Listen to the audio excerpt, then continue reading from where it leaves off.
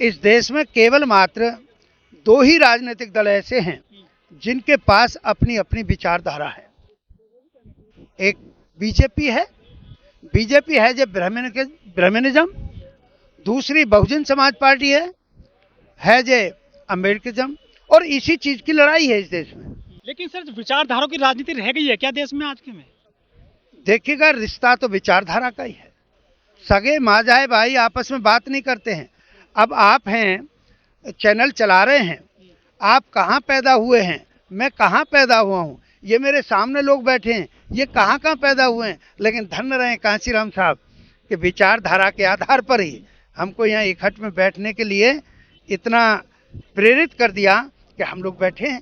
तो इकट्ठ में आते हैं विचारधारा के आधार पर। खबरें आती रहती हैं कि बहन जी बुजुर्ग होती जा रही हैं, काम नहीं कर पाएंगे, फिजिकली परेशान हो जाएंगे फील्ड में आने से, तो जो नेगेटिव एक फैलाया जा रहा है प्रोपेगेंडा, ये इससे क्या कुछ कम हुआ है वोट बैंक? नहीं, आप देखिएगा, बहुत बड़े अच्छे चिंतनशील पत्रकार हैं और बुद्धिमान हैं, क्योंकि जो दुश्मन की टेक्नोलॉजी है वो आपने पकड़ ली, तो दुश्मन तो विरोधाभास की बात करेगा। नहीं तो मान्य बहन जी से मैं 3 साल बड़ा हूँ। मान्य बहन जी 68 के हैं, 1956 की 15 जनवरी 1956 का उनका दिन है, और 1 अप्रैल 1953 का मेरा जन्म है, तो 3 साल छोटी है मेरे से। तो जब मैं 71 साल वाला काम कर रहा हूँ तो मान्य बहन जी न थकी हैं न हारी हैं, मनोबल ऊंचा है।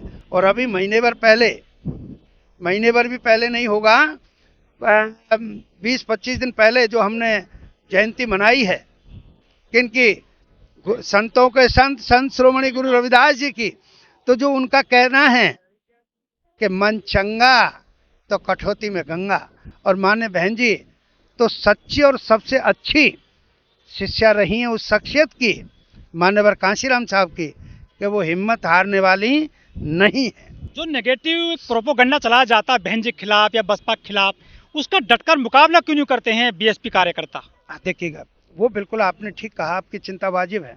मेरा भी आपके माध्यम से ये कहना है, अपने साथियों से कहना है, जो बसपा के शुभचिंतक हैं, समर्थक हैं, कार्यकर्ता हैं, पदाधिकारी हैं, उन सारे लोगों को मेरी तरह ही मिल करके और इस नेगेटिव उनके विरोधाभास को हमें न्यूट्रलाइज करना होगा, तभी चल करके हम और तीव्र गति हासिल। मीडिया में क्यों नहीं आते हैं खुल करके? जो दिखता है वो बिकता है, जब तक आप दिखोगे नहीं तो आपका वजन कैसे बढ़ेगा? मैं आपको जिक्र कर रहा हूँ, मीडिया, ये तो आप आज धन्यवाद के पात्र हैं कि सोशल मीडिया के माध्यम से ही मेरी बात जाएगी, नहीं तो इंडिया के जो कॉमर्शियल चैनल हैं, जो व्यापारिक क्षेत्र के चैनल हैं, वे सारे के सारे चैनल बिके हुए हैं।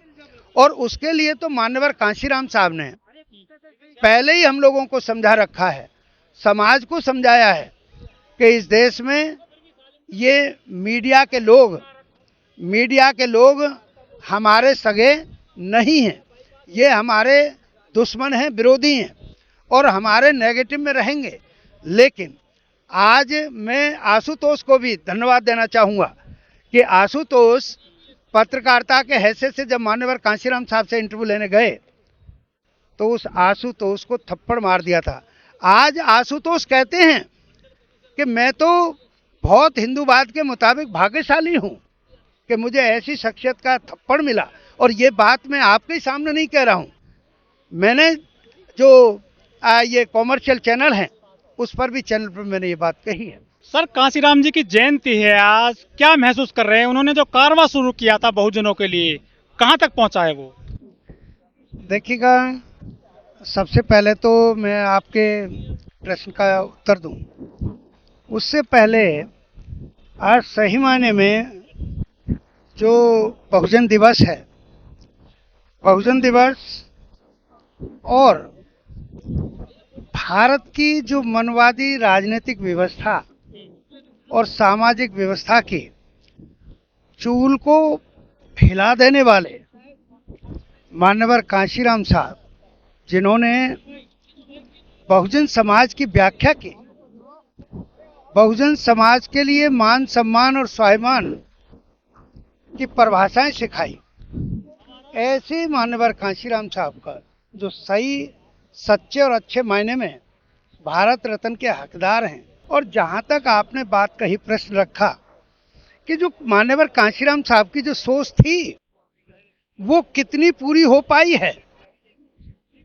उसमें मेरा जवाब 100% सफल हो पाई है। लेकिन अब चल करके कुछ व्यवधान से नजर आते हैं।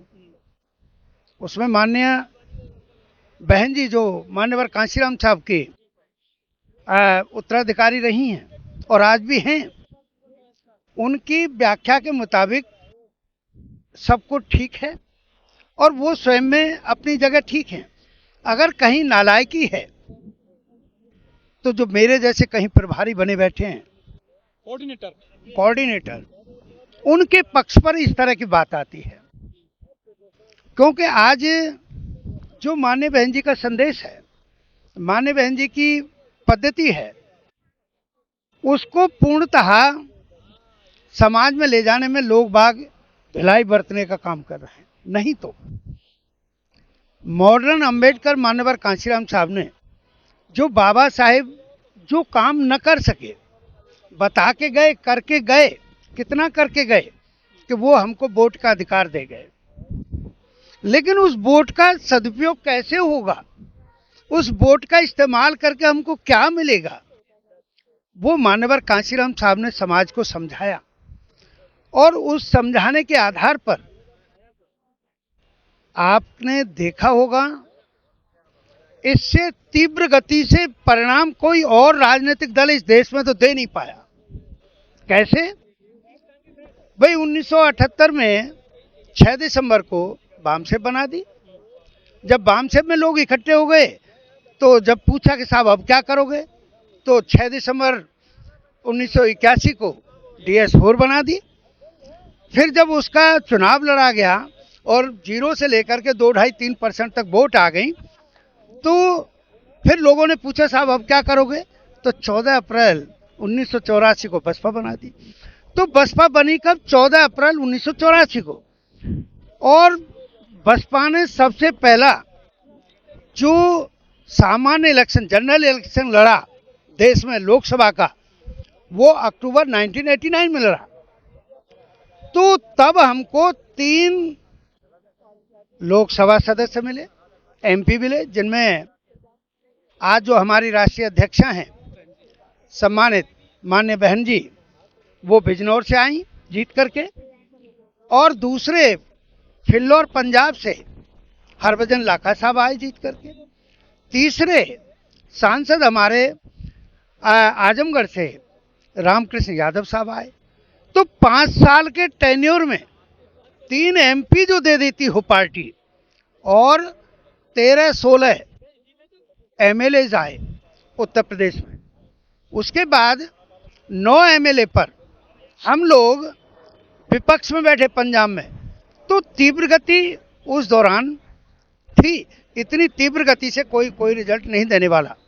तो मान्यवर कांशीराम साहब जो मेरी निगाह में मॉडर्न अंबेडकर हैं, तो जो बाबा साहेब जिस काम को केवल मात्र प्रैक्टिकल नहीं कर पाए, थ्योरी वो जरूर दे गए, लेकिन उसको थ्योरी को प्रैक्टिकल में जो कन्वर्ट किया, वो बहुजन दिवस पर याद करने लायक बसपा, BBF, बामसेब, DS4 के रचयिता मान्यवर कांशीराम साहब की देन है। तो रिजल्ट पॉजिटिव रहा है। मैंने जो खामी की बात कही, वो सारे लोग हमारे पदाधिकारी, मैं भी हूं उनमें से एक, और मैं 71 साल का हो गया, लेकिन आज भी बदस्तूर मैं मीटिंगों में कह देता हूं कि 71 को उल्टा कर दो 17। तो मैं पूछता हूं कितना बनाना को 17। तो मेरी आवाज, मेरा हाव भाव, स्वभाव, व्यवहार, चाल ढाल क्या 17 साल वाले नवयुवक की तरह नहीं है। तो जब मेरे जैसा आदमी उतनी गति से चल रहा है इस उम्र में भी, तो जो अभी हमारा युवा है, मेरी उनसे भी उम्मीद है कि वो लोग और थोड़ी सी रफ्तार बढ़ाएं। अभी चुनाव है 2024 में ही, अभी 2-4 दिन में संभव है हाँ, चुनाव आचार संहिता लग जाएगी। लगे भी नहीं लगे, लेकिन दुश्मन को हमें परख लेना चाहिए। दुश्मन अपना काम चुनाव आचार संहिता से पहले ही विद प्लानिंग कर रहा है, मीटिंगें भी लग रही हैं, 24 घंटे चुनावी मोड में रहते हैं। ठीक है ना जी। तो हमें कभी कभी दुश्मन की कोई ठीक ठीक सी बात हो, भाई ब्राह्मणवादियों से भी हमको सीख मिली है ना पहले, क्योंकि बाबा साहेब को उनसे सीख मिली कि भाई हमारे समाज के साथ अन्याय अत्याचार होता है, तो वो कर रहे थे, तो उनके किए हुए उससे ही तो हमको सीख आई। ठीक है, 2012 के बाद से बीएसपी चुनाव हारती जा रही है, वोट बैंक भी कुछ घटा है पिछले 2 चुनाव से, तो कहाँ खामी मानते हैं सर आप? देखिएगा, मैं क्लियर कर देना चाहता हूं कि बहुजन समाज पार्टी एक राजनीतिक दल ही नहीं है। बहुजन समाज पार्टी एक अम्बेडकरवादी विचारधारा और बहुजन समाज में जन्मे सभी संत महापुरुष जिन्होंने परिवर्तन की बात कही है, उसकी विचारधारा के एक दल है। जो जनरल मीडिया है, कॉमर्शियल मीडिया है, वो हमारी बात कहेगा नहीं, क्योंकि हमारे पास उतना धन नहीं उनको देने के लिए। वो चाहे उन्हें झूठी बात कहनी पड़े, और सच्चे माने में कह दूं तो जो चौथा स्तंभ होता है ना पत्रकारिता का, वो सही मायने में उस चीज को नहीं निभा रहे हैं। लेकिन सर गलती तो बहुजनों ने भी कर रखी है, स्पेशली दलितों, दलित सीएम हो गए, डीएसपी डीएम हो गए, वित्त मंत्री भी हो गए, लेकिन उन्होंने कोई अपना अखबार नहीं चलाया, कोई मीडिया खड़ा नहीं किया। ये सबसे बड़ा माइनस पॉइंट है दलितों के लिए, स्पेशली देश और उत्तर प्रदेश में। मैं आपकी बात से कुछ सहमत हूँ, कुछ सहमत ले पाए अपना, ये राज चला लिए 5-5 साल तक, चाहे पंजाब हो, उत्तर प्रदेश हो, राजस्थान हो, बिहार में जीतन राम मांझी मुख्यमंत्री रह चुके हैं। मैं जिक्र कर रहा हूँ, मांझी साहब का तो हम नहीं कहते हैं, मांझी साहब ना हमारे पहले थे ना आज हैं। अगर आज भी वो हमारे होते तो इधर बसपा की बात कर रहे होते। या सबसे पहला जो चीफ मिनिस्टर राजस्थान बना, शेड्यूल्ड कास्ट का इस देश में अगर कोई चीफ मिनिस्टर बना तो वो जगन्नाथ पहाड़िया जी बने। इंदिरा जी के टाइम में जब एक शेड्यूल्ड कास्ट की तरफ से एक आवाज़ उठी कि क्या भाई शेड्यूल्ड कास्ट का चीफ मिनिस्टर नहीं हो सकता, तो तब इंदिरा जी ने कहा अपने लोगों से, हाँ भाई देखो तो जरा, कांशीराम साहब का शब्द है ललुआ, तो कोई ऐसा ललुआ है जिसे मुख्यमंत्री बनाया जा सके, और वो उनकी दलितों की बात नहीं करेगा, उनके कल्याण की बात नहीं सोचेगा, हमारे इशारे पर चलेगा। तो सबसे पहला चीफ मिनिस्टर भारत में दलित में से जगन्नाथ पहाड़िया जी बने। उन्होंने चूंकि साहब को भी सुन रखा था, बाबा साहब की किताबें भी पढ़ रखी थी, तो जब उन्होंने दलितों के कल्याण के लिए बैंक के मैनेजर्स की मीटिंग बुलाई और फाइनेंशियल इंस्टीट्यूट्स की मीटिंग बुलाई, और जब उनसे ये कहना हुआ कि ये मुर्गी पालन, सुअर पालन, बटेर पालन, इससे काम नहीं चलने वाला है, इनको गाड़ी के फाइनेंस करिएगा, ट्रक फाइनेंस करिएगा, तो ये बात जब इंदिरा जी तक गई तो उनको मुख्यमंत्री पद से तुरंत तत्काल हटा दिया था। ये इतिहास साक्षी है। और सीएम कोई भी बना है, सीएम तो वो महाराष्ट्र वाले भी बने थे, आज तक वो वहां से निकल नहीं पाए हैं, कांग्रेस के माध्यम से बने थे। तो चूंकि जिन्होंने वो बनाए, एमएलए बनाए, एमपी बनाए, पार्षद बनाए, सीएम बनाए, जिन्होंने बनाए उनका खून वहीं तक सीमित रहता है, दिमाग उनके पास गिरवी रहता है, इसलिए वो आगे की बात, मीडिया की बात तो बहुत बड़ी चिंता है, बहुत बड़ी सोच है, वो नहीं कर पाए। हाँ, मान्यवर कांशीराम साहब ने शुरुआत ही यहीं से की थी। बहुजन नायक हमारा अखबार चलता था, उसके बाद में मैगजीन भी चली, और जैसे धीमे धीमे काम बढ़ा बसपा का, आज सबसे बड़ा मीडिया आप और हम हैं। मैं कह रहा हूं, मेरी बात को आप सुन रहे हैं, आप इस बात को रिकॉर्ड भी कर रहे हैं, इस बात को तीसरी जगह बताएंगे, चौथी जगह बताएंगे, लाखों में जाएगा। अभी 24 दिसंबर का मेरी एक बाइट बड़ा घूम रही है, जो वोटर के विषय में मैंने कहा है। इसलिए मीडिया, अब आपसे बड़ा हमारा मीडिया कौन हो सकता है। तय दिल से आपने चाहत की तो आज का ये सारा कार्यक्रम, सारी विचारधाराएं, लोगों के ख्यालात सबके सब जनता तक जाएंगे, वोटर तक जाएंगे, और वो प्रभावित होकर के 2024 में, अभी मेरे से ऊपर पूछ रहे थे बाइट लेते वक्त, हमने कहा 60 से 70 सांसद हमारे होंगे जब 21-22 सांसद वाला आदमी इस देश में प्रधानमंत्री बन सकता है, तो हम मजबूर कर देंगे कि माननीय बहन जी को वो लोग प्रधानमंत्री बनाने का सोचेंगे। तो ऐसा नहीं है, आप लोग बहुत अच्छे कार्य कर रहे हैं। बस आपसे अनुरोध यही रहेगा कि जो चौथे स्तंभ की जो मान्यता है, भाई मान्यता तो ये है कि जो विधायिका है, विधायिका से कोई गलती हुई, न्यायपालिका से कोई गलती हुई, कार्यपालिका से कोई गलती हुई, तो उसको जो हमारी पत्रकारिता है, ये स्तंभ है, ये उसको सुधारेगा। लेकिन कॉमर्शियल चैनल तो बेच रहे हैं, इसलिए बड़ा अजीबोगरीब है हमारे लिए। उन कॉमर्शियल चैनल से बढ़िया, चाहे वो करोड़ तक हमारी बात पहुंचा रहे हो, आप लाखों तक पहुंचा रहे हो, तो हमारे लिए तो आप धन्यवाद के पात्र हैं।